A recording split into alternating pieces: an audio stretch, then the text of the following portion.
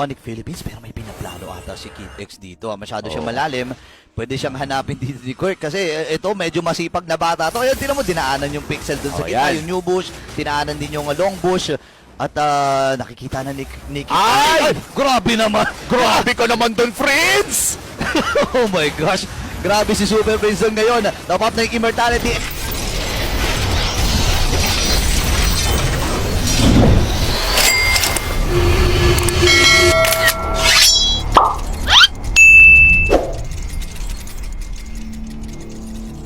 Pero alam na ng Fnatic Onyx kung paano kukontrolin yan eh. Oo, at parang ganun lang ay may babagsak na inhibitor turret. Mid lane naman ang punterya. Ugi Shadow Kill na gamit para mag-clear ng mga minions. At mukhang si Kid X ay makakahuli lamang ng isa. Raging Starstorm dun sa likod, dalawang natamaan. Si Brusco dito ay namatay din. Pero pasok na si King Kong! Andito na si King Kong, pero kailangan niyang umatras. Si Dax ay pumasok din, pero wala siyang Shadow Kill. Tumatama na rin yung mga Detsunada mula dito kay Penny. At ngayon ay kakalma muna ang Fnatic Onyx Philippines. Tagumpay dun sa may bandang itaas, pero para sa Falcons Esports, tagumpay din ang pagdepensa nila. Win-win yan, no? Medyo mas win lang para sa Fnatic Onyx. Yes, nakakuha ng inhibitor turret, pero isa lang. Yun yung maging problema. Again, for Falcon Esports, napakahirap talagang mag-wave clear, bali mag-push against a high wave clear composition such as this one. Si PX7 na may Deathly Grasp, at saka pati na rin yung Deathly Touch pala, yung kanyang passive kung saan pag pumutok ng isang minion, yung sabog na lahat. At pwede pang pabagalin via the Glorious Pathway. Tingnan yung ginawa ni Dax doon.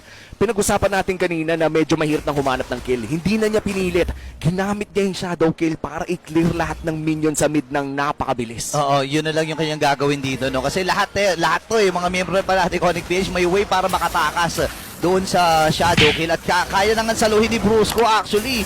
Diba, is kanina nga yung ilang segundong duration ng Shadow Kill nasa kanya, tapos nag-meditate lang siya bigla And quick sand guard lang Hindi naman nakaka-cancel ng Shadow Kill yung quick sand guard. At tingin ko naman with this Lord take, 18-minute Lord naman na ito talaga ang pinakakakailanganin ng Fnatic Onyx Philippines para tapusin ang larong ito.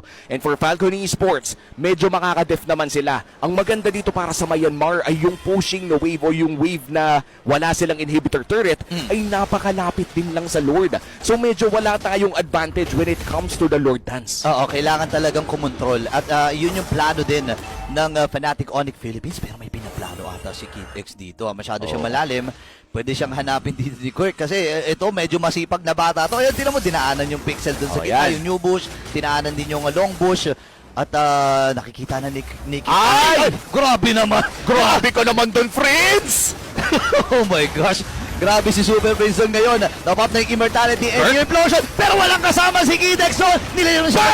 Falcon Esports. Andito na yung river manipulation ngayon. Kailangan nilang umatras pero hindi makakatras dito si Royal Milk.